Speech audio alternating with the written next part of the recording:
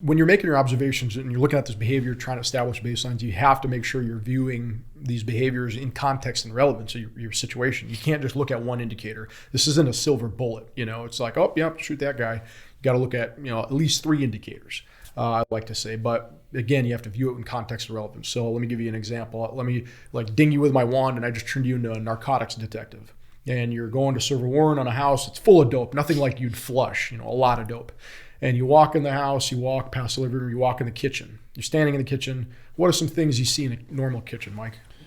In my kitchen or a normal kitchen? Normal kitchen, yeah, any kitchen. Yeah. I don't have a normal kitchen. Yeah, okay. No, a thing of utensils, a dish rag hanging on the dishwasher, maybe a drying rack with a couple of clean dishes in it. Appliances, blender, coffee maker, pots and pans, blah, blah, blah. Yeah. Cool. You see all that stuff. Dead hooker in the dishwasher. That's not something you should see. That's not normal. When you walk in, you see all those items, you're serving this warrant. Okay. Are all those items within context and relevance to the kitchen? Yes. They're all in context. Are they really relevant to your investigation? Not really, not unless something else pops up. So, okay, now let's rewind that scenario. Instead of walking to the kitchen, you walk in the garage. Now in the garage, you see pots and pans and coffee makers and glassware. Does that fit the context? Not at all. Now, did it maybe just become very relevant? Absolutely. Same thing in country, coming up on some of these HME, explosive cook areas, I remember my buddy telling me they had a tarp and it just looked like sand on top. And he's like, oh, that's funny. And his foot kicked it and the sand started to spark.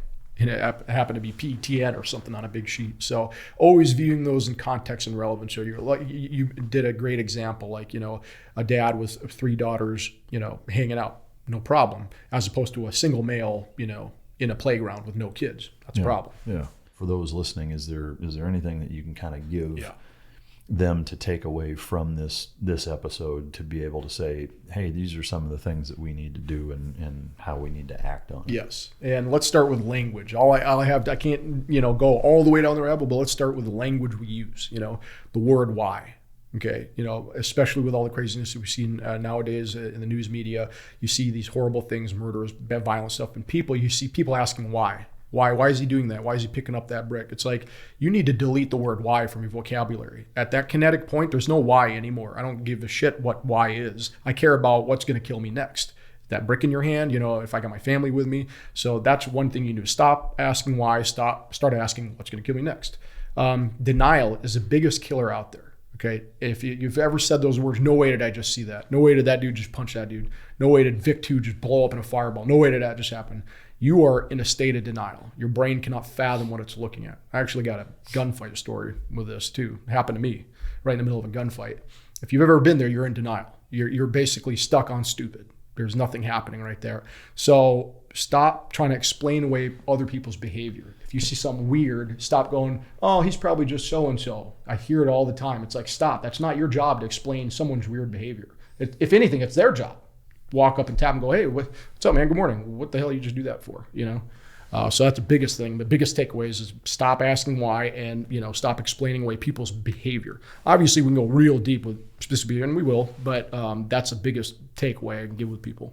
In terms of on the civilian side of courses that you run now and things of that nature, have there been any feather in the cap moments where you've put people through training that has gotten them similarly, like they contacted you afterwards and said, hey, we were here in your class on this, taught us that, or whatever, anything like that? Yep. Yeah, we got some good ones. And again, you even mentioned it, like, how do you quantify prevention? Yeah. You can't put a number on it. You can't prevent it. But I can tell you a story, So we had the Afghanistan one on the civilian side. There were a few good ones. I had this woman from Guatemala. I talked about situational awareness, checking your 6, No one really does that. She came up to me and she kind of like tears in her eyes at the end of this course. And she goes, I was born and raised in Guatemala. She goes, I had a shitty life. It was bad. Murder, whatever. She lives in Orange County now. She's great.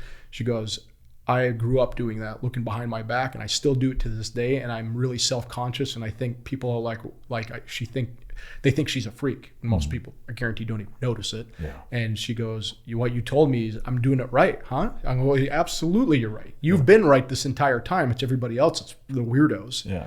And she kind of smiled, and it was stupid kind of little moment, but it meant a lot to her. Yeah. That she, I'm not, no, you've been right the whole time. Yeah. There was a police officer from San Francisco. We just did an interview with him. Him and his wife go to Mexico to visit family in a really bad part of Mexico, really bad part. And he gets there. This is a cop. He'd been on the job 20 years. I'm not going to teach a cop anything about behavior analysis. I might give him some fancy words, but cops, do it every day, all day. But I can give him the verbiage to articulate. And him and his wife came to my class. They drove down from San Francisco to LA to go to it. And they go into this situation. They sit down.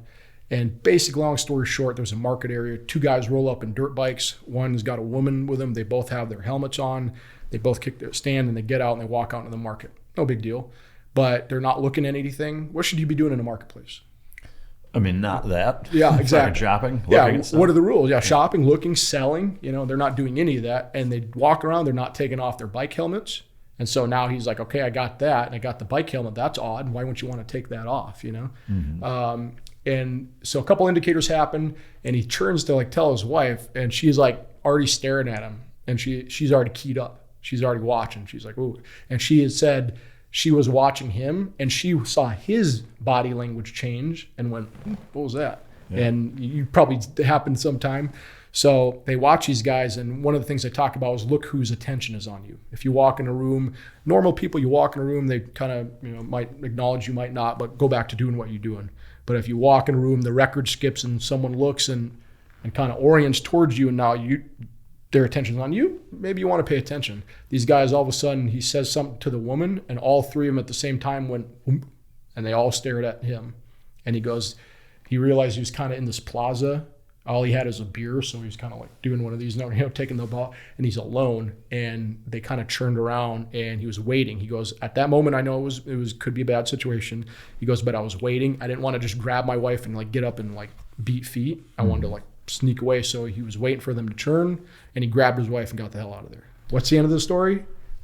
Nothing. Yeah. Nothing happened. We don't know what could they have been there for Sunday school, or they could have been cartel mit. Who knows? But I mean, to me, the point is that exactly. Half of the battle is making whoever, if you're a potential target, knowing that whoever is the potential aggressor, mm-hmm.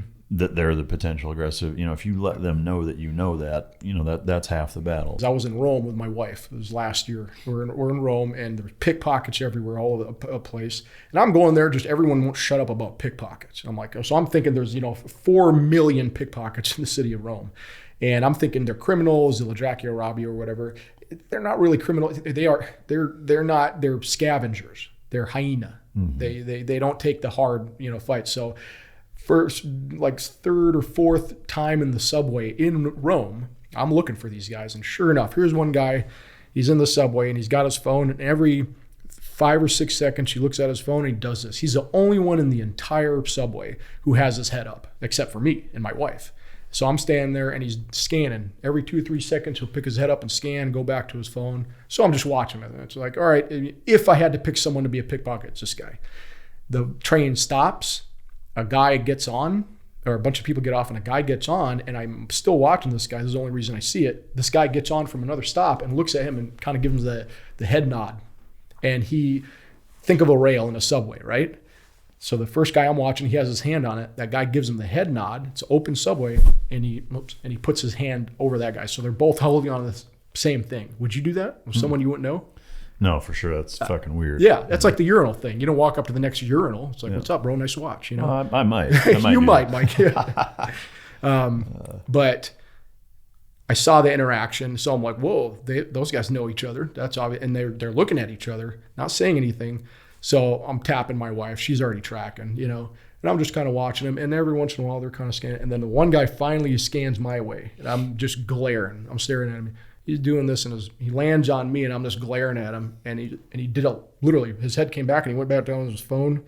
And the next train stop came, and I'm kind of smiling, watching him. And he kind of looks at the other guy, nods his head, and they walk out together. Oh, shit. So sure as shit. I bet, I can't 100% say, but just that, just me staring at him going, you ain't the only one in this place staring, bro. Yeah. But if you look, the baseline is everyone's right here. Yeah. Kind of generically speaking, is there a checklist of anytime you go anywhere, here are the things that you should look for, look out for, pay attention to, things of that nature, whether it's, exits or, fire extinguishers. I mean, fuck, whatever. It's just that you could kind of walk people through that, hey, anytime you go into a place, whether you've been there or not, here are the kind of the hallmark things that you need to pay attention to and what you should be looking for. Yeah. So we talk about a lot of stuff. We go through the brain, decision-making, behavioral domains. We fill your brain full of this great information. But it's like, okay, great. How do I, in a violent situation, how do I recall any of this stuff? Well, so I make you really smart, then I got to dumb you back down. So we, again, go back to the rule of threes. So a cluster of threes. So establishing a baseline. So let's say you're going to a mall. You want to use cluster. So uncomfortable or comfortable, dominant or submissive, or interested or uninterested. Those are the three categories. This is how you baseline anomaly quickly. This is how we speed up our decision making. So what does that mean? Let's say I'm going to a mall. So should be people be generally comfortable or uncomfortable in a mall? Comfortable. Generally paying attention or not paying attention to their surroundings. I mean, usually not paying attention. Usually not paying. So comfortable, usually not paying. Is there anything overtly dominant about what they're doing, or is it usually kind of submissive or passive? Yeah, more submissive. It's more submissive, passive. So comfortable, submissive, passive, not paying attention. So boom. I'm not talking about specific this behavior, that behavior. Just classify it with those. Can you look at someone and go comfortable, and now you can establish baselines, and those anomalies pop out much quicker. Okay. Yeah. So that's why I fill your brain in with all the smart stuff. Then I give you the clusters. And this is how you speed up your decision making. Yeah. Okay. So let's say hypothetically you're at the mall and somebody fits two or all three of those categories. And you're like, something is not fucking right. Obviously, it's going to depend on the person. Whatever. Do you have a general guideline? Do you pay attention to them? Do you try to get away from them? Do you what is your course of action at that point? Yep. Like you said, Mike, it depends on it definitely mindset, but also depends on your billet. Okay. Or if your decision is going to be different from a cop or a fireman or a civilian or a general asshole like me that's looking for. I wasn't going to say that, but we're all thinking it. That's right. So. Baseline plus anomaly equals decision. Okay, so that's another three as you see patterns here. So once you've established a baseline and you've spotted an anomaly, I don't know how or I don't know what the decision is going to be, but you need to make a decision and act. You have to. Okay, is it run, hide, fight? Okay, do that. If you're a cop, maybe contact them or whatever, but you have to. That's my biggest disconnect. I've taught soft guys. I've taught every secret squirrel color you can think of. I taught civilians in synagogues and churches. And all these people, all these different people, the biggest disconnect is what I just said. They establish baselines, they spot anomalies, no problem, but they don't do anything. In the military, they want to get on the radio. Yeah. Hey, team leader. Hey, boss, I got something here. Civilians, they just want to call police or whatever. So that's my biggest thing is you have to act. It might look ugly. It probably will look ugly. But the 70% solution right now is way better than that 100% solution too late. With that comeback you ever said something so snidey you thought of it, yeah, damn it, Yeah. So that's my biggest disconnect. Once you've established a baseline and you have an anomaly, you have to decide. You have to do something.